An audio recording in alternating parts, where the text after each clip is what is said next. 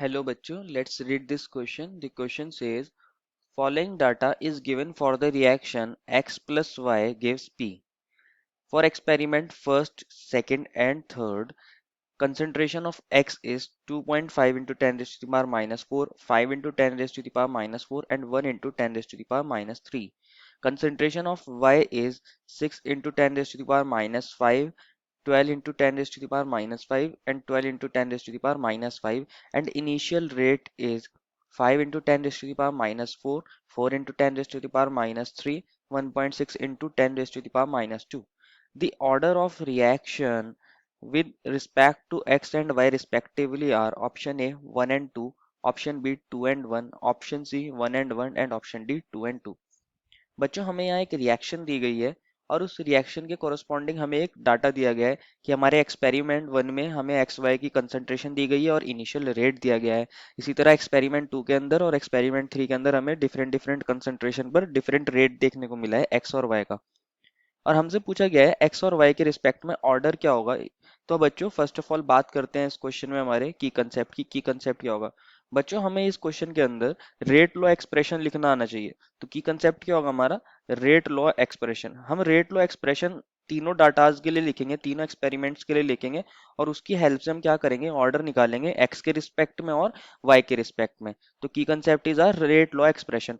Second thing is important, हमारी एक चीज और क्या होती है बच्चों, मैथमेटिक्स की प्रॉपर्टीज कुछ यूज होंगी यहाँ पे। मैथमेटिक्स में कुछ प्रॉपर्टीज होती हैं जिसको ऐसे हम बता सकते हैं कि अगर हमारे पास दो टर्म है ए अपॉन ए, लेकिन ए की ऊपर वाली न्यूमरेटर में पावर क्या है बच्चों, पी है, और डिनोमिनेटर में ए की पावर क्या है, क्यू।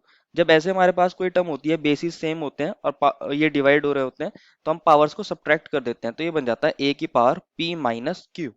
सेकंड प्रॉपर्टी क्या होती है एक मैथ्स में, उसको भी देख लेते हैं। अगर हमारे पास ए की पावर पी है और मल्टीप्लाई कर रहे हैं ए की पावर क्यू से, तो ये बन जाता है ए की पावर पी प्लस क्यू। अगर बेसिस सेम है और टर्म्स मल्टीप्लाई हो रही हैं तो पावर्स ऐड हो जाती हैं, और बेसिस सेम है और टर्म्स डिवाइड हो रही हैं तो पावर्स सब्ट्रैक्ट हो जाती है। These are the mathematical properties जिनका आज हम इस क्वेश्चन के अंदर यूज करने वाले हैं। अब देखते हैं हमारे डाटा को।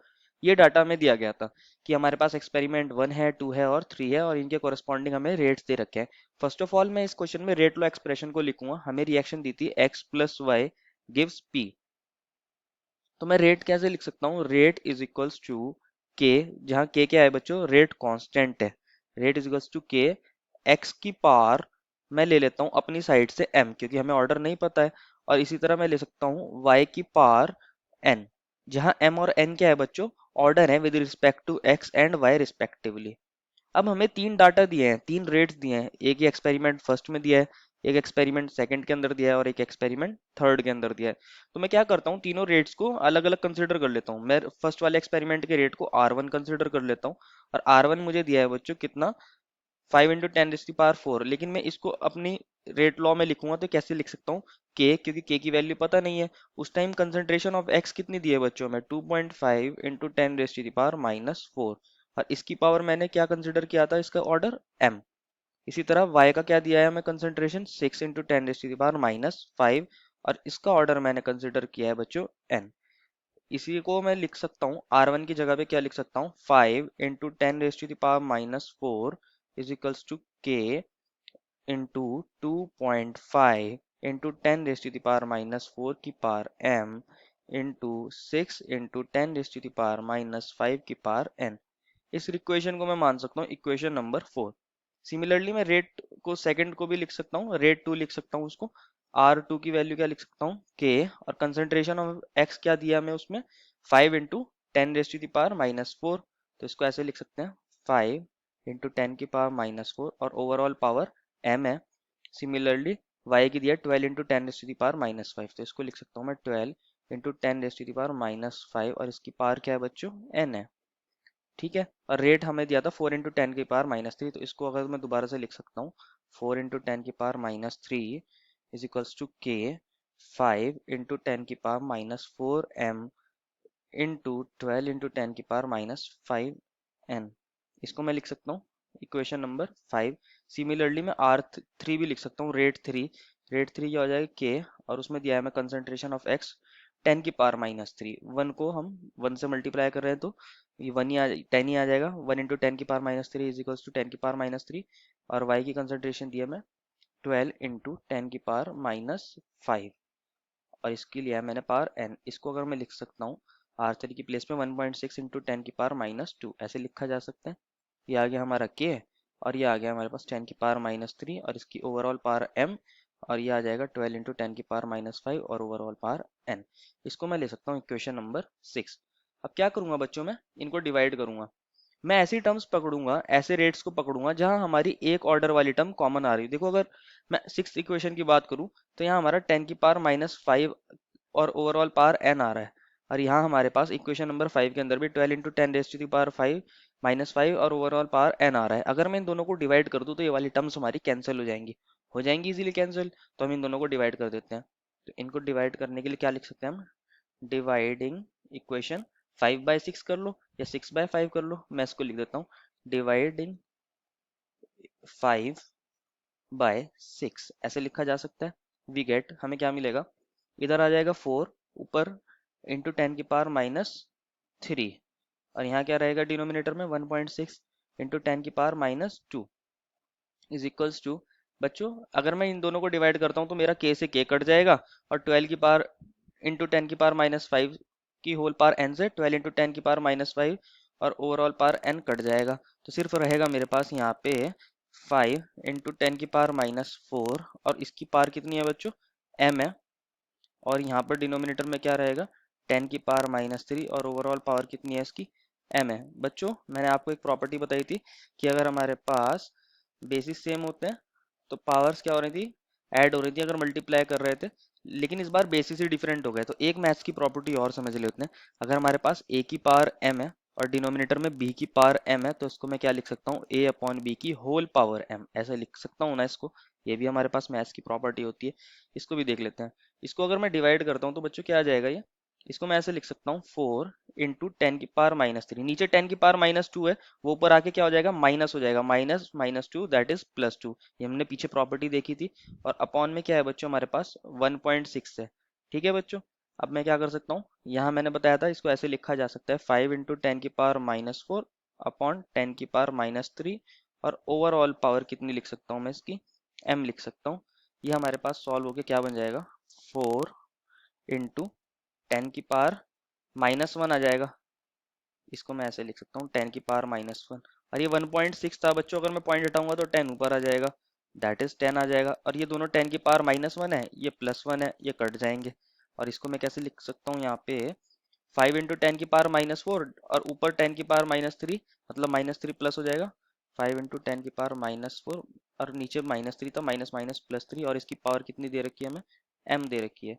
तो ये आ गया हमारे पास 4/16 इज इक्वल्स टू ये 5 की पावर अपॉन 10 ऐसे लिख सकता हूँ ना। और इसकी पावर n ये बन जाएगा हमारे पास, कैसे लिख सकता हूँ इसको मैं, ये बन जाएगा 1/4 इज इक्वल्स टू 1/2 की पावर m। और 1/4 को कैसे लिख सकता हूँ बच्चों में, 1/2 और इसका whole square is equals to 1/2 की पावर m।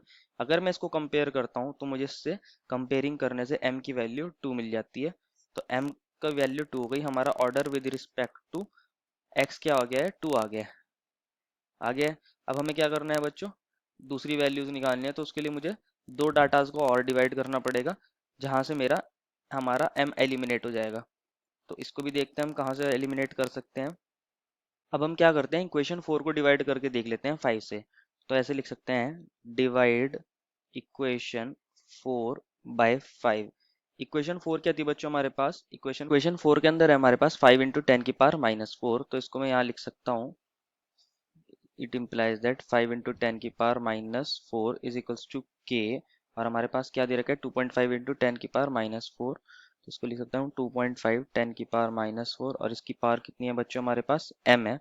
और हमें मिला है 6 इंटू 10⁻⁻5, 6 इंटू 10⁻⁻5 और इसकी पावर कितनी है बच्चों हमारे पास n है। और यहाँ क्या आ जाएगा हमारे पास 4 इंटू 10⁻⁻3, 4 इंटू 10⁻⁻3। इसको भी यहाँ k लिख देते हैं। और हमारे पास दिया है 5 इंटू 10⁻⁻4 और इसकी पावर कितनी है बच्चों m है, m की वैल्यू अभी हमने निकाल लिया है 2, वो सब्स्टिट्यूट कर देंगे इसके अंदर। और क्या मिला है 12 इंटू 10⁻⁻⁵। तो ये हमारे पास डिवाइड करने पर ऐसा एक्सप्रेशन आ जाएगा। अब इसको डिवाइड कर लेते हैं। डिवाइड करने के लिए क्या करेंगे, जो हमारे पास टर्म्स कैंसिल हो सकती है उन्हें काट देंगे, ये कट जाएगा। और ये दोनों पावर्स एक जैसी है mm, तो क्या हो जाएगा, हम इन दोनों टर्म्स को न्यूमरेटर और डिनोमिनेटर को सिंगल्स एक साथ लिख सकते हैं और ओवरऑल पावर m लिख देंगे। सिमिलरली n वाली टर्म्स के लिए भी लिख देंगे। तो इसको सॉल्व करते हैं बच्चों। इसको सॉल्व करके आएगा हमारे पास 5 इंटू 10⁻⁻4 है, और नीचे -3 था वो ऊपर आके प्लस का 3 बन जाएगा अपॉन 4। के से केट कट चुका है हमारा, और इसको लिख सकता हूँ 2.5 इंटू 10⁻⁻4, और नीचे 5 इंटू 10⁻⁻4। और ओवरऑल पावर क्या हो जाएगी, m हो जाएगी, और m की वैल्यू अभी हमने निकाल लिया है 2। इसी तरह क्या लिख सकता हूँ 6 इंटू 10⁻⁻5 और 12 इंटू 10⁻⁻5, और ओवरऑल पावर n है, अभी हमें n निकालना है।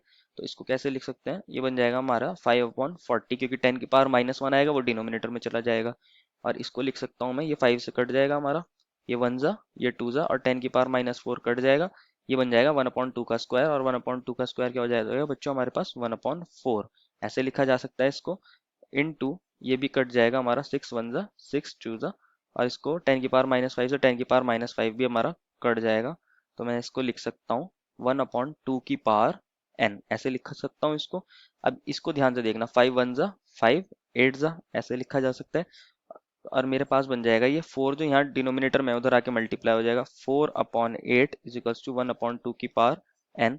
इसको मैं लिख सकता हूँ 1/2, क्योंकि 4/8 क्या हो जाएगा, 1 जा 4 2 जा 8। तो इसको लिख सकता हूँ 1/2 की पावर 1 इजिकल्स टू 1/2 की पावर n। तो n की वैल्यू क्या आ गई बच्चों हमारे पास, n की वैल्यू आ गई हमारे पास 1। तो हमारा जो x था उसका ऑर्डर क्या आ गया है m, और वो है 2, और n क्या है हमारा ऑर्डर ऑफ y, वो आ गया है 1। तो हमारा फाइनल आंसर क्या हो जाएगा 2 and 1. Therefore, the final answer is option number B, 2 and 1. I hope you understood it well and best of luck.